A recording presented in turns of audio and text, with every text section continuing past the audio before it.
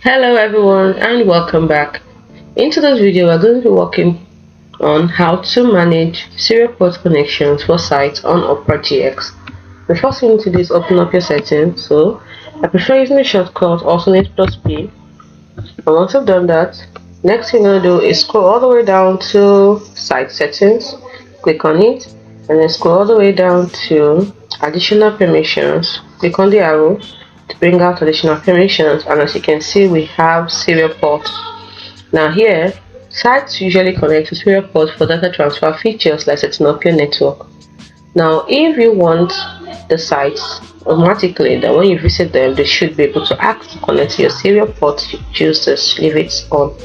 If you do not want to allow sites to connect to your serial ports, you turn it off. As you can see, no serial ports found because I have none, but if you do, it will appear right here. Hope you found this video helpful.